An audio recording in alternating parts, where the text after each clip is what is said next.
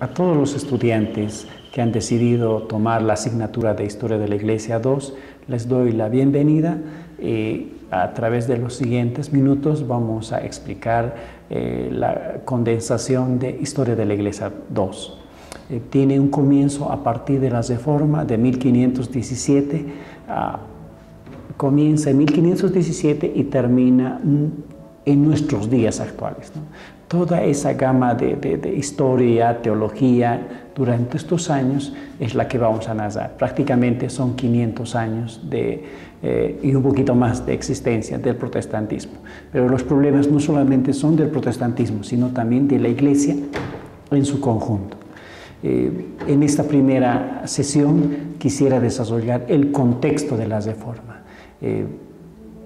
La Reforma no ha sido un movimiento solamente teológico, ha implicado cuestión política, cuestión económica. Era un gran evento. El famoso teólogo alemán Paul Tillich lo llama la verdadera teonomía, la verdadera visitación de Dios, donde Dios ha bajado y ha visitado a su pueblo. A esto denominamos Reforma. No ha sido simplemente una sobreexcitación religiosa, ni ha sido un espiritualismo o una cuestión intelectual. Ha sido la Reforma, un cambio total en una parte del cristianismo, ¿no? El contexto de la Reforma podemos citar a la Iglesia Católica con sus problemas anterior a la Reforma. Estaba Pablo VI, el famoso Rodrigo Borgia. Usted ha de escuchar de él, y si usted aprieta en internet va a escuchar las fascinantes historias lujuriosas de este papa, ¿no? Básicamente él había estado en el papado y lo trajo al papado a su amante, a su hija Lucrecia y a César Borgia, su hijo, y a muchos hijos ilegales que tuvo. Entonces el papado era un centro de corrupción, era para ganar dinero, las peores atrocidades se cometían. Había un tiempo en que había 3 papas simultáneos, un papa en Pisa, un papa en Roma y un papa en otro lugar de Italia. Simultáneamente había 3 papas, así que el concilio tuvo que deponer a los 3 y nombrar otro papa. Había una corrupción total. En esta etapa, 50 años antes de que inicie Lutero su reforma en 1517, principios de la reforma en 1517, la Iglesia Católica comenzó a promover un mercado religioso, ¿no? Vendía las indulgencias, ¿no? Se perdonaba pecados, el Papa perdonaba pecados, lo certificaba con su sello papal a partir de un costo que las personas realizaban. Se le podía perdonar los pecados de su vida, de toda su vida. El problema se agudizó cuando también se dijo que se podía perdonar a los parientes muertos, se los podía sacar del purgatorio. La idea del purgatorio no es una idea bíblica, no es una idea que está en la palabra de Dios. Simplemente alguno de los papas lo ha desarrollado alegorizando un texto bíblico y ha hecho una interpretación de que hay un cielo, hay un purgatorio y hay un infierno. Entonces, mucha gente que no iba al cielo se iba al purgatorio. Pero ahora, con una instancia mercadológica, se dijo que se podía sacar a los parientes muertos del purgatorio y mandarlos al cielo. Entonces se recaudaba mucho dinero, miles de francos suizos, alemanes. Entonces, supuestamente esto era para la construcción del templo de Pedro y Pablo en Roma. Sin embargo, comenzó a haber un descontento. Antes de la Reforma podemos hablar de una pre-reforma con Juan Wycliffe, Juan Hus, que protestaron con Savonarola, protestaron contra la Iglesia Católica. Algunos fueron quemados, algunos fueron exiliados. Ya hubo intentos de una Reforma. Los mismos albigenses, los mismos valdenses como grupos intentaron tratar de reformar a la Iglesia. No se pudo porque era un poder, pero en 1517 aparece la persona de Martín Lutero, clavando sus 95 tesis en Wittenberg, protestando contra la Iglesia Católica, protestando contra los abusos comerciales, económicos que se hacían sobre el purgatorio, sobre las indulgencias, la simonía, la venta y compra de puestos religiosos. Entonces Martín Lutero clava sus 95 tesis en latín y quiere debatir académicamente con los doctos en teología. Sin embargo, el Papa lee estos documentos de Reforma y lo excomulga, lo quiere alejar de la Iglesia si no se arrepiente, ¿no? Y va a haber una serie de encuentros.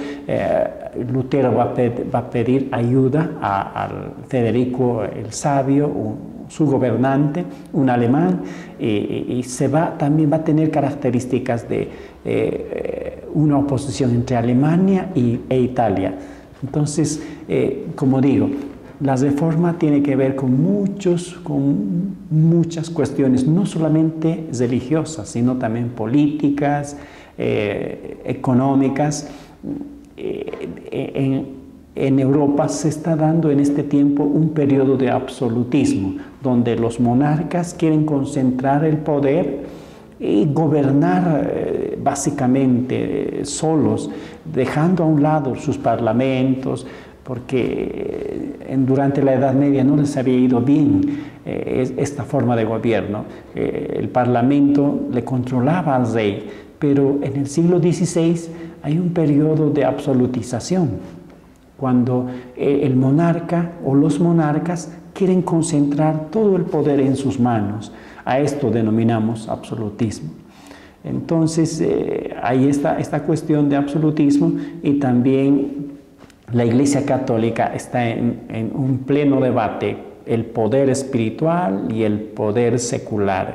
Ahí está el Papa tratando de ejercer su poder, y también está el poder religioso y el poder secular en una confrontación. ¿Quién era más superior? ¿Quién tenía mucho más poder? Los emperadores y los gobernantes decían que su poder venía directamente de Dios.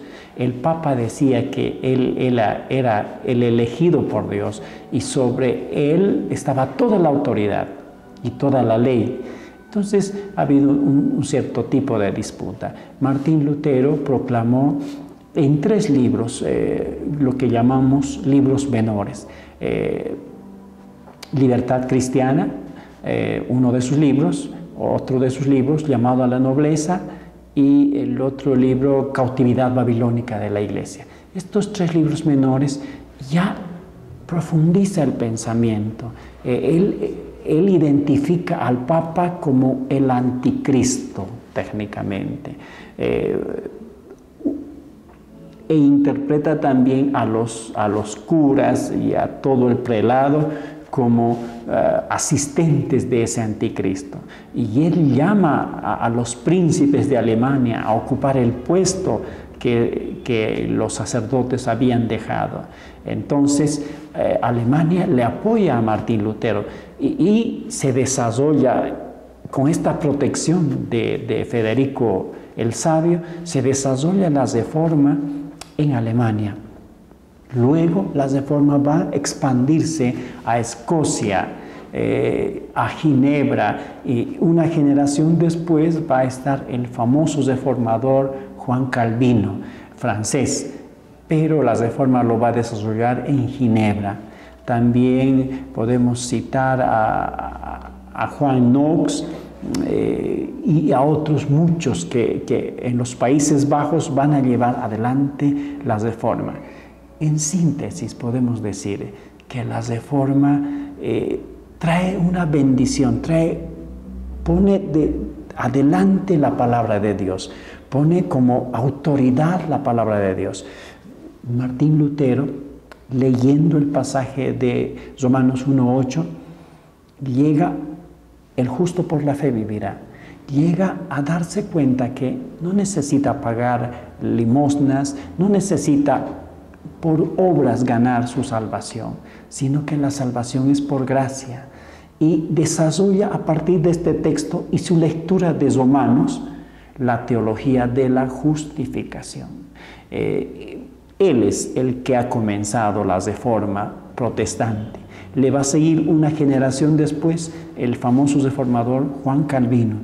Pero Juan Calvino va a ser más sistemático. Él tiene un libro que se llama Institución de la Religión Cristiana, donde va a desarrollar sistemáticamente toda la teología cristiana. Va a hacer hincapié en algunos puntos importantes que hasta el día de hoy se conocen, como la predestinación, la elección incondicional, la gracia y otros muchos más. Entonces, pero Lutero, ¿cuál es la diferencia entre Lutero y Calvino? Lutero, hay una generación, Lutero tiene problemas internos, Calvino no, Lutero es católico antes de ser protestante, Calvino no, llega a ser protestante sin tener un pasado católico.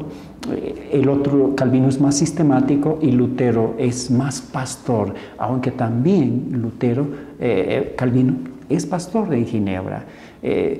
La diferencia está entre Lutero entiende que trabaja juntamente con los príncipes, con los reyes.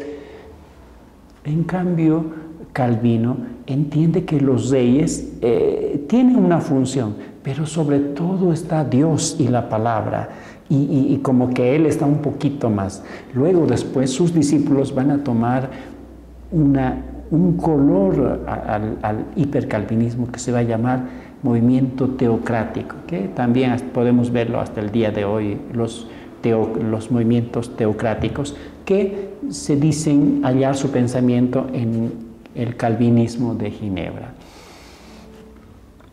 Esa sería la presentación de esta primera etapa de la Reforma. Muchas gracias.